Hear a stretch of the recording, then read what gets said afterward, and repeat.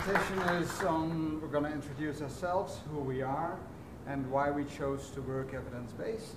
We together have our company named Perco, and Perco exists this year 25 years. We're celebrating it on the 27th of September in Belgium, so if you're in the neighborhood, you're welcome to join us, during this party. But we actually met only 13 years ago, so we both came into performance coaching, our company that we now own, but back then we were just consultants, and after a while we took over together. And when we took over, this image represents the state of our organization. I don't know if you know what this is, how they call it. The Horn of Plenty. Yeah, the Horn of Plenty, and that's representing our organization. We had plenty of customers working with us, business was doing fine. We had plenty of consultants in our organization, so for that matter, it all worked fine as well. And we had plenty of concepts, models, and other tools that we used in our organization. And I'm going to share a few with you so that you have an idea about our organization back in, say, 2001, 2002. For example, we had the managerial grid. We had situational leadership, most of you probably know. We were working with the MBTI. We had a Jung-based color thing tool. We had the Quinn model that we were using. We had LIFO in our company. And we were working with Primal Leadership of Daniel Goleman. So all of that was present in our organization. And we got confused and frustrated because we were thinking it can be all right, there must be something going on, so many different models and concepts. So we sat down and we talked about our business and how we wanted to continue from that point on. And we came up with some values that Patrick and I both share and think are very important to both of us. That is honesty. We really want to be honest in the way we do business. That means we'll always try to be honest to our customers too. Also when there's an inconvenient truth to be told on certain HR topics or leadership, we chose to tell that story. We want to be transparent.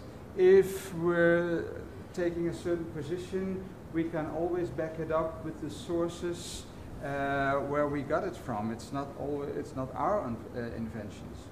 We try to take care of the psychological well-being of the people that we work for and the people in the organizations that hire us.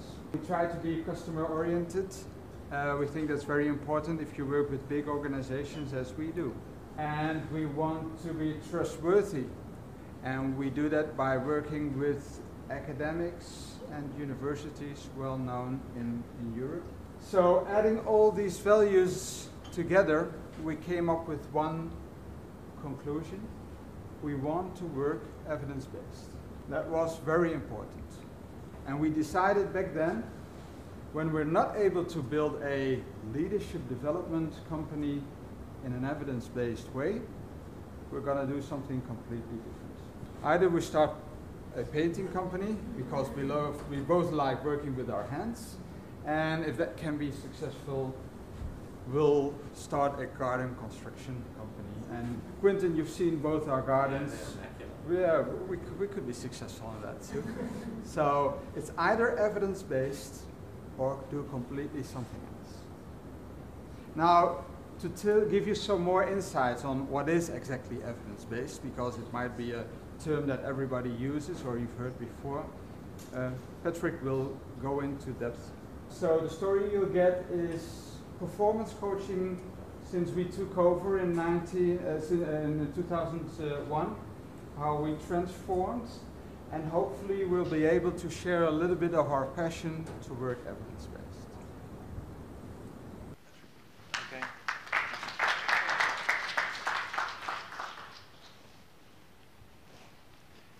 Okay, it's always a challenge if you had a big charismatic speaker in front of you. And of course, I'm not talking about my colleague, but about Adrian. So I cannot come up to that standard. So I have put a glass of water in front of me in case I get a dry mouth. So, well, yeah, the concept, trying to explain what's evidence-based about, we need to talk about 3 different sources of information and about how reliable are these. And the first one is experience-based. The second one is information-based. And then the third one, which we refer to, is the evidence-based. Now, it's my challenge to try and tell this in a nutshell, because normally I write about 50 pages to explain such a concept. So we managed to have a two-pager now in your map over there. So experience-based, what is that? Well, it can be anything. Your own experiences. Maybe your grandmother is telling you a story about her experiences. Maybe a friend of yours, or a former leader or a leader you have been working with, can share his or her experiences. The problem is that our experiences are not always that trustworthy.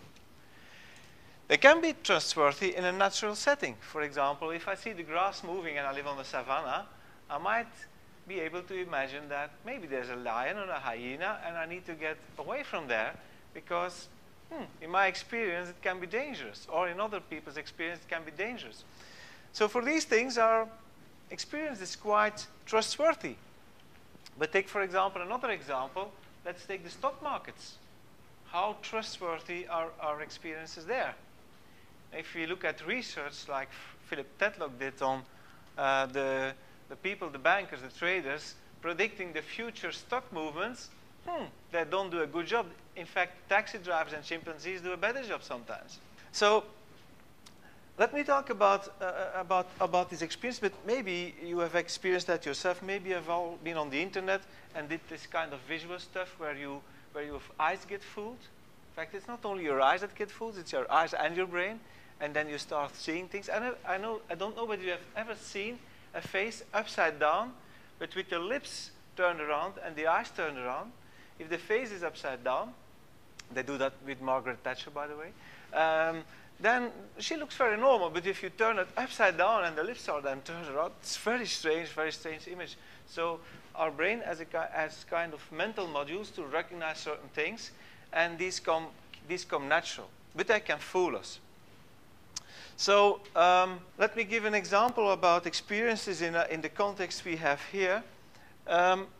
Sometimes people say to me, colleague consultants, they say to me, well, I did a training in a company and sales improved, so that's thanks to our sales training. And then I say, how do you know?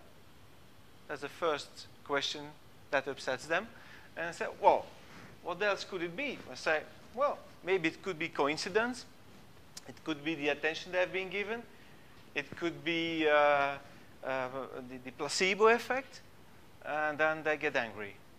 They say, no, that's not true. That's crap. Come on, that's my experience, and I know my eyes, I believe my eyes, etc. So it's very difficult to set up a conversation with people that if you want to know that it was really your intervention, you need to isolate that from other stuff happening, and you need to have a control group which has not been trained. And you need to do that several times. Then they get really upset. In the text, I describe some other kind of biases. Have you heard about that? Biases. Maybe you have heard about Kahneman and Tversky. They describe a lot of biases. One of them is, of course, the confirmation bias. Confirmation bias basically means if I have a preconception about something, if I have a conviction about something, I'm going to select that information that is confirming my previous thoughts and opinions and beliefs. And every evidence, every information contradicting that, I'm going to ignore that. We all suffer from that. It's a real big challenge in science too. So that's basically what these people did. They want to believe that their intervention made a difference. So they seek only this information that's going to confirm that. And if then one other consultant, a colleague of them, says they should reflect and maybe question themselves, they get angry. Then you are the one that spoils the, how do you say that? Spoils the nest, or no, the broth? Or Something like that, okay. Yeah.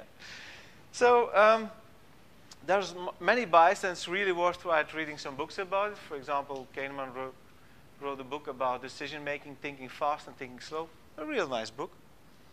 Information-based. Well, information, what is that? Other sources than your own experience and your grandma's experiences, etc.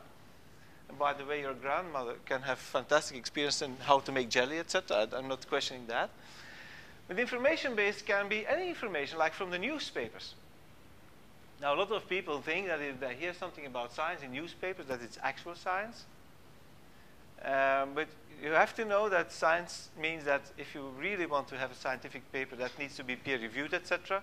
But anyway, if you are a scientist or a so-called scientist, and you find something completely different than thousands of other scientists are saying, no worries, there will be one newspaper that picks it up.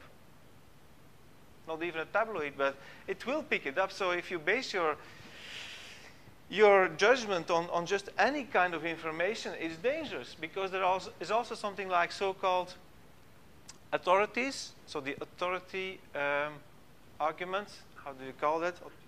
Authority bias. So there are a lot of people saying that there are authorities in their field, and they are not, for example. We had a lawyer in Belgium, for example, who was famous for condemning people that, defending the party that's the victim, or just the other way around, and he's always winning. He's playing psychological games. And he was saying, he was making a psychological statement like, he said, well, profiling is the future. Now, if you look at scientific research, profiling is crap, basically. It's dangerous. You are going to try and describe somebody, and if that person fits in, you're going to believe he's the criminal. That's very dangerous. A lot of people have been condemned like that. So that's why we really need another method. So to overcome those problems with our own biased experiences, our willingness to believe what we want to believe, the difficulties of getting good information, science basically has set up a method, a good method to prevent us from doing so. And that's, for example, using control groups, doing research again, let other people do the same, etc. Let people criticize it because maybe you set it up in a way that it was only going to be the outcome that you desired, etc. That's why we created the scientific method. And it's far from being perfect, and everybody knows that sometimes accidents happen, people make up data, etc. But it's a kind of, but eventually these things will come out. And it's better than all the rest, of course. It's better than just believing that there's a parallel universe or that there's a paranormal thing happening, etc., which I will come back on later. So that's what we did.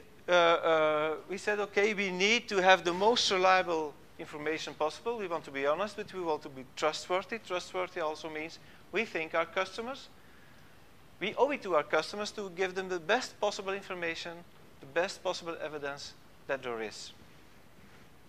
So why is it important? Well, I would turn the question around. What's the risk of using non-evidence-based materials? First perspective is an ethical one, and there's also some evidence on it. So A, B is evidence-based. For example, there have been false accusations. So there has been a paper a few years ago written by Scott Lilienfeld, who was a famous criticist, himself a psychologist, of the psychological venture and the social sciences in general. And he said, well, there are data that there are people that are falsely accusing their parents. For example, an outcome of psychoanalysis, where they always dig in your past, etc., where they always suggest that that there's something wrong. They fucked you up when you were young is a famous title of a book, if I may say so. So there have been there, and in France, for example, there's a notorious thing that happened where 5 teachers have been accused of sexual abuse of children, and they have been imprisoned. And only when those kids got older and in their puberty, one of them felt remorse, and he went back to police and said, well, this didn't happen. And they interrogated the other kids, and they basically said, yeah, it wasn't true. So it was suggested by the therapist by having to draw pictures, etc. But in the meantime, one of those teachers had committed suicide, of course. and the other ones, their life was over. So it's a very famous case. You can find it on the internet. It has created a big uproar over there. But of course, then if you get wrong information, for example, you take a test and that test is completely wrong, and you get wrong advice, this can damage your self-image and your feeling of self-efficacy, yeah, your self-worth. Other things that have been researched that can be the outcome is worsening of behavioral problems. Post-traumatic stress can arise after people have gotten bad information or wrong information. People have taken wrong career decisions. People have therefore lost the perspective of earning more. It can sometimes lead to categorization and prejudices. I'm a really fierce opponent of typologies because it puts people into boxes. And we have this categorization system in our brain which helps us to reduce that complex words to understandable chunks, you know, digestible chunks. But let's not do this because it might also result in prejudices, in stereotyping, in racism. And there's a legal liability. This is going to come over here. I think even in your country, maybe sooner than in Belgium. But in the US, for example, if you dare use a recruitment tool, and that recruitment tool is non-evidence-based, and the guy who has not been hired or the girl that has not been hired finds it out, they can sue the company, and they can get compensation for that. And in our country, it's clear, professors or psychologists saying, this is coming our way. This is definitely the case. So this could also be a legal liability. And of course, if you have this data over and over again, and especially if it's coming from different sources, from biology, evolutionary psychology, stress research, etc., we are sure it works. So you can be sure it works too. It's very soothing for your own mind, you know, for your, how do you say it, your peace of mind. Yeah, but yeah, there's another word I was looking for. I won't find it until tonight. Now, Quentin asked me, because we have become friends, I might say, so that's true, Quentin. And so you sometimes unveil something about yourself. And one of his questions was, why are you so fierce and so passionate about that, defending evidence-based and attacking all the other stuff? Because that's what I do too. Well, one of the things is a personal story. It's a sad story, I must say. This is my wife when she was a kid. And these are two sisters and her mom. And her sister, the middle sister, she got schizophrenia. And in a bad degree, I would say. Or do you say that? Yeah. So, and basically, she ended up killing herself at the age of 36. And one of the things that, in my opinion, that's maybe experience and not evidence-based, it's difficult to prove. Anyway, she really was desperate of trying to do something about it. And she went to alternative people and charlatans, etc. So, and they basically told her, you should stop the medication because the medication is making you sick. It's not your illness, it's this medication that's making you sick. So, and that charges about 1/5 of our monthly allocation for Bach therapies, like blossoms of flowers, and they had to replace that. But then she went into deep psychosis, and every time a schizophrenic person does a deep psychosis, there's brain damage, there's connections that get lost. And she ended up being really a shadow of herself. It was really a shame. And she killed herself. So I have experienced what it can do. In my own family, it has been a drama. As you can understand, if somebody kills herself. So yes, I think it's really very important to think of the possible consequences of saying wrong things to people. I think we have an ethical, deontological duty there. So let's see what the evidence-based criterion scientists are using and that we have adopted. You need a sound theory. And sound theories are convergent with the fields that are the kind of harder sciences. There's biologists and evolutionary psychologists who say, well, you know what, the basics of everything is physics. And chemistry builds upon the physics. And chemistry you need also in biology. And we are a biological creature, so you can't think of psychology without biology. And then there are other levels. So if something is completely contradicting something, like Jung thinking that there's something like paranormal things happening, like the scarab bee flying against the window, and that says something about this patient, or that there is a parallel universe with archetypes, and that somehow we have a connection to that parallel universe. This is so against physics, etc. It just can't be true. I don't even want to read more about it. Empirically tested hypothesis. A good hypothesis should be able to confirm or to disconfirm at the same time. Then if you want to construct a test based on that theory, you need sound test construction. Now what is that? First of all, you want to see whether the reliability of your sentences in our case is really measuring what you want to measure. Take the example of inspirational leadership. Are those 15 sentences really measuring inspirational? So you need to test that, and that's a formula and method, factor analysis, etc. that they do. It results in a kind of figure which is called Cronbach's alpha, and it should exceed 0.70. High retestability. If you take a test, let's say you take an intelligence test, and you have an IQ which is average, 100, and then 4 weeks later you do the same test, and your IQ is suddenly risen to 120. What do you think? Is it your IQ or is it the test? So you need a test that is, if you measure it, then a few weeks later you need to have the same outcome. You know of typology tests which give a chance of 50 to 60% that you have a completely different profile, which is of course unacceptable. Convergent validity. There are many tests, and so you also need to see whether your measurements are convergent with the measurements of other tests. Sometimes these tests only take a partial measure. And basically, another thing you want to know also, what does it predict if you measure something? If I'm 1.75 m, but what does that predict? That's not predict. That's not very useful. But if you want to take a test on somebody and one's leadership style, then you want to know what are the probable outcomes of it. If you are all the time authoritarian, for example, well, then churn will go up, and so you can predict some outcomes. Effort will go down, performance maybe.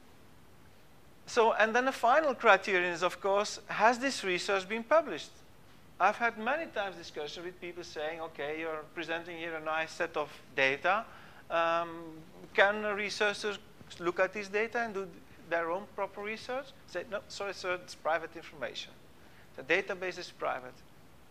Now, I don't want to be too suspicious, but at least you need to be a little bit, because there are many people that cheat us, say, how can you prove then that what you're saying on your website or whatever is true?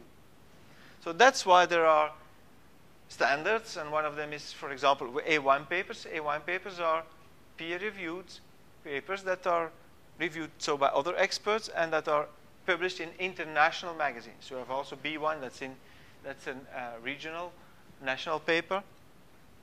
And you preferably want to look at studies that have been replicated. Replicate means other scientists have done the same thing, or yourself, but preferably other scientists, and the same results come back, also in other regions, for example, cross-culturally.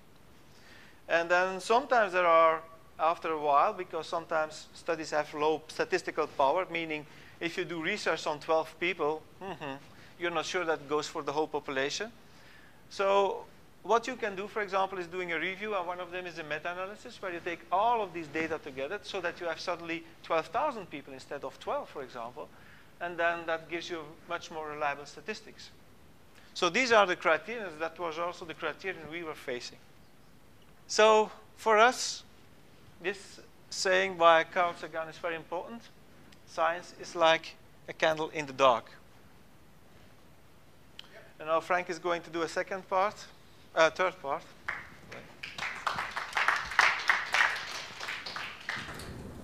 So our story so far. We've explained you from where we came, Belgium, and also where our organization was coming from. We've shared with you our ethical and quality reasons to work evidence-based and what it actually means. now let's get back to our organization and share with you how it influenced us, what it did. Because we're not scientists, we work in practice, in business practice every day, supporting leaders and organizations in their leadership development. So, based on our choice to work evidence-based, we had to look into our company and see how we could build this bridge between the scientific world and the daily business world.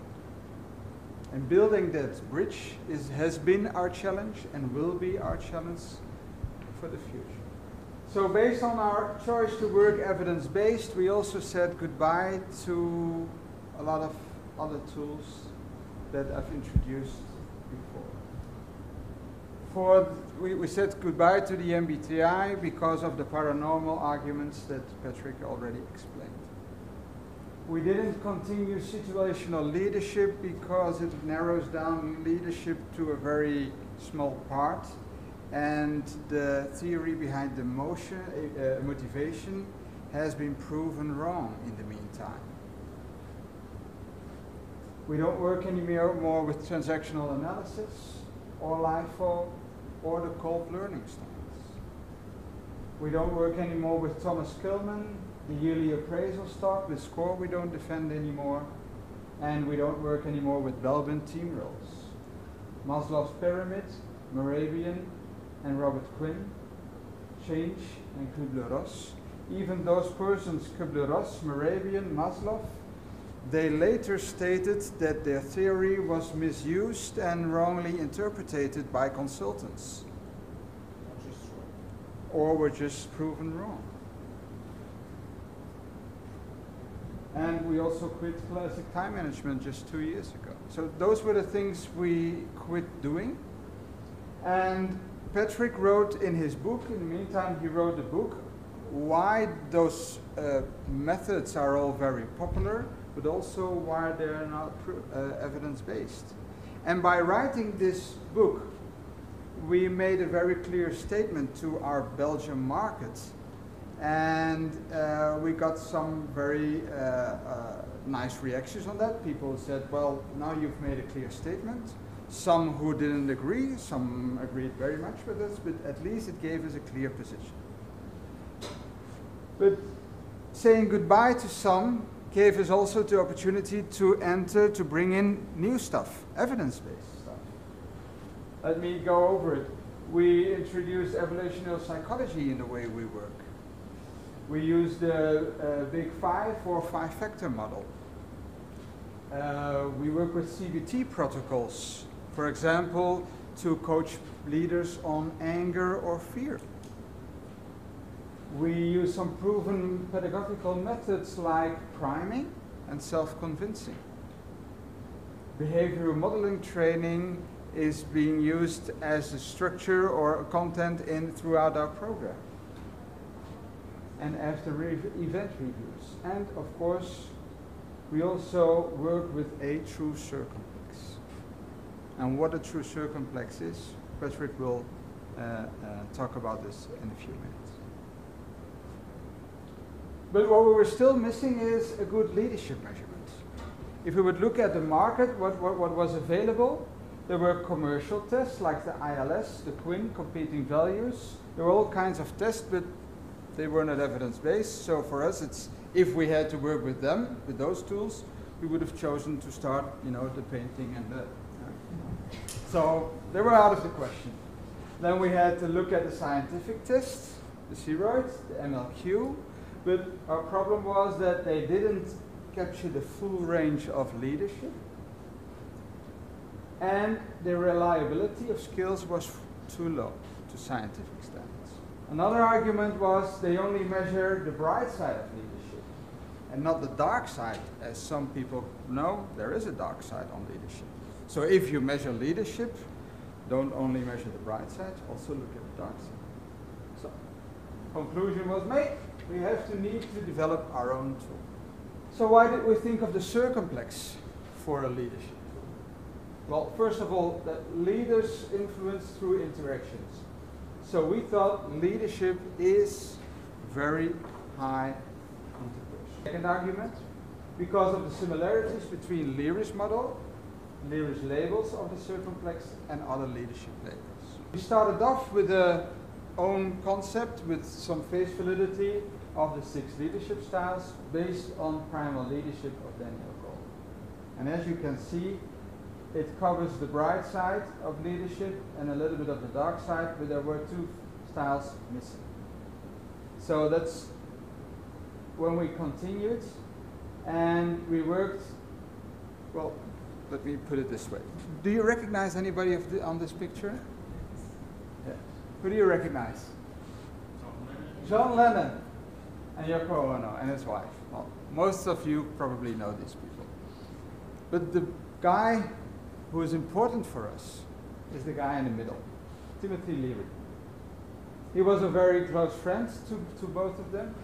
And well, he wrote already a very inspiring book in 1957, and he came up with the first circumplex circular model. And this is the team that we put together to build our circumplex leadership model.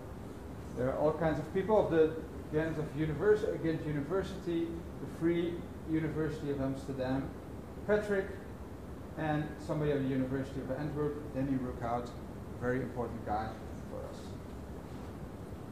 And our primary hypothesis was leadership is interpersonal and can thus be captured in circumplex or 2-dimensional space. And let me show this to you. Here you have the 2-dimensional space, 2-axis agency and communion. And you see here the 442 items we started off with. 442 items who, as you can see, are plotted based on the 2 dimensions, and they show you already a continuum of behavior. Now, for those people of you who've taken the test, I think you're glad we reduced them from 442 items to 160 items right now. But that's how we started. So what we got confirmed was the first evidence-based criteria Patrick already introduced. That is, we need a sound theory, and the interpersonal circumplex has been proven to be a sound theory. Now let's go over all the other arguments, and Patrick will finish up our story from this point on.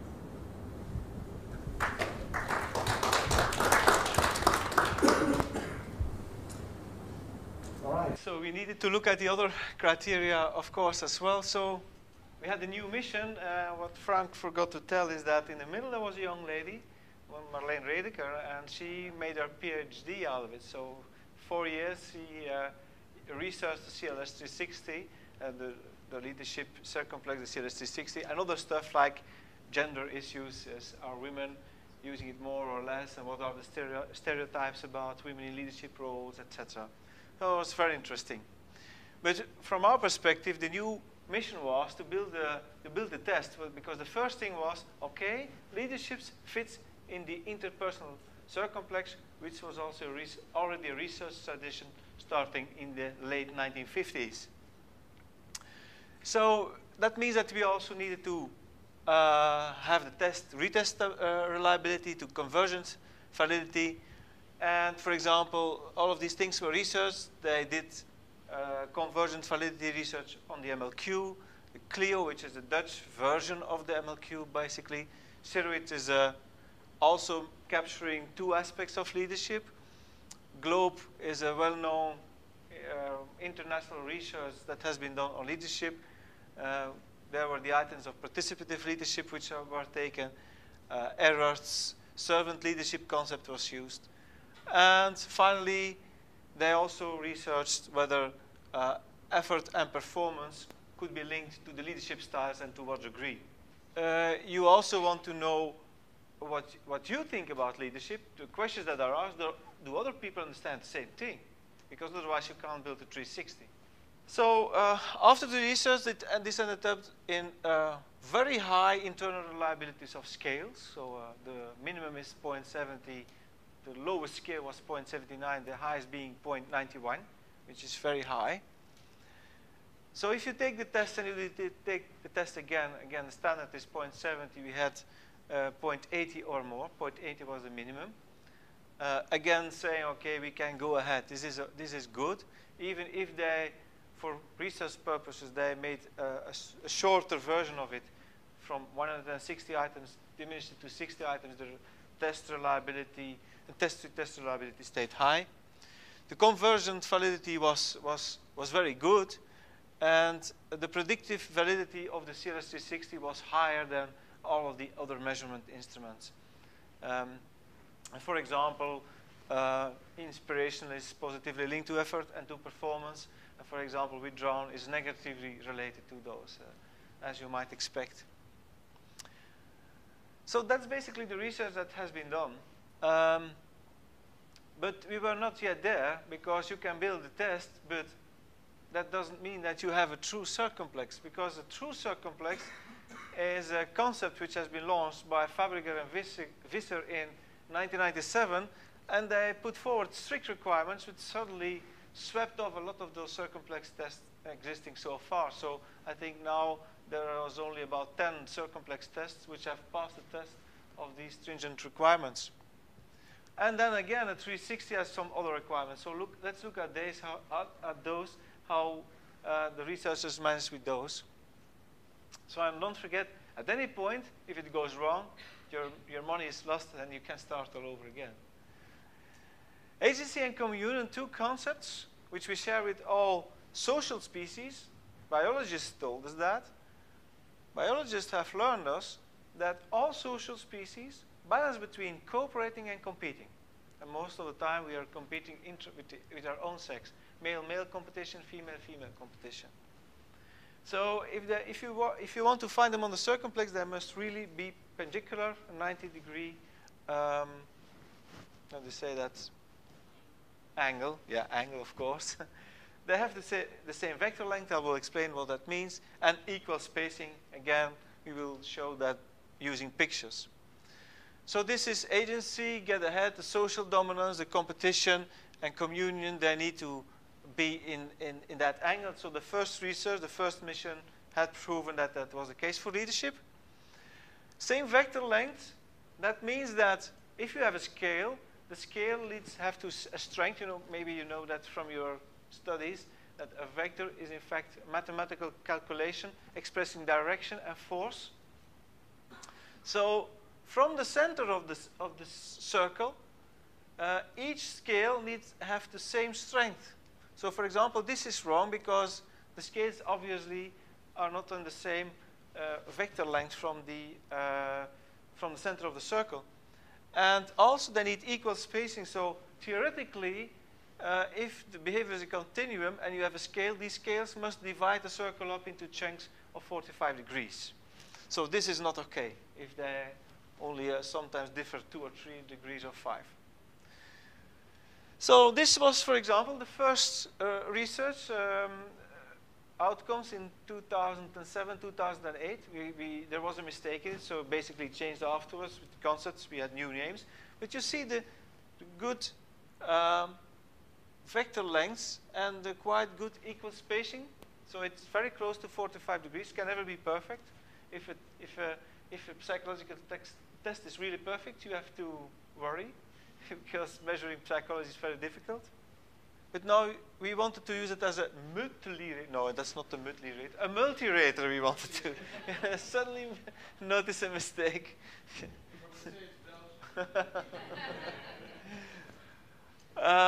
So you want to see whether the two perspectives are the same, because if a self-perception of a leader says, I'm inspirational, but somebody else finds that being, I don't know, authoritarian, so you have a problem. So what you see here, the inspirational L means the leader, and the inspirational S stands for the direct report, subordinate. I use subordinate in research, can't help it. And you see that the inspirational are very close, directive is spot on, authoritarian spot on, distrustful is very close, withdrawal is very close, yielding is very close, participative very close, coaching very close. But if you look good, the equal spacing is not perfect. We, like all other circumplex tests, there's a problem that you get the spacing is too big over there. So many circumplex tests suffer from that. So hopefully we can find some solutions, but we need to find descriptions that capture this friendliness, this empathy with more words. So, well, that's a challenge for the future still, to improve that. So this resulted in a pedagogical approach of ours, which has been respected by our Australian partners and friends. And we basically said, well, we use the traffic lights metaphor. Green styles, you can go ahead, this is okay. Why? Because of these green styles, research has been shown that they only have positive effects on productivity, on innovation, on well-being, on employee satisfaction, etc. The orange styles, amber styles, are transitional. So if you do too much of those, you get into trouble. If you yield and everything is okay, you find the descriptors on this pen, on this. Took the wrong one. So if your directive sometimes is okay, if there's a fire, I'm not going to do a participative kind of meeting with you. Like, there's a fire, shall we one by one say what we're going to do? So then it's accepted, but if you do that too much, then people feel that autonomy is undermined, they feel not listened to, like Adrian told us, that listening is so important. And the red stars, we only found negative things. So basically that says stop and reflect. If you do that a lot, this can cause a lot of problems, like anxiety problems in people, stress problems, people feeling bullied by their boss, productivity going down, churn going up, etc. So that's basically the model we came up with. So again, we hope that we can solve this problem with equal spacing in the future, but for the time being, the theory was okay, the sound test construction was okay, but the last one, the one paper, that's also a venture, but we can be proud we succeeded in that too. So there needed to be 2 more studies, so that has been a process for a while, 2 extra years to put in some extra studies. But it has resulted so in a paper called Integrating Leadership, the Leadership Circumplex, which appeared in an A1 paper. But it's a never-ending story, as I told you. Maybe we will see, do the norms change? Will that change over time? I think not, because people, the nature of people doesn't change that much. And we have seen that the Australian norms and the Belgian norms are very close, so we must have some genetic stuff that's common. The Aussies only seem less directive than the Belgians. At least I think so. But let's see. The other styles only differ in 1 point, and one is spot on. I thought coaching is exactly the same RAW scores. Yeah. New research hypothesis. We are going to do some new research, like difference between men and women. Will those hypotheses be confirmed or refuted? If something or part of it is refuted, you need to adapt, you need to review, you need to launch new hypotheses. But if you're intellectually challenged or interested, that's always very fun to do too. So, it's an ongoing process, and that's where our story ends.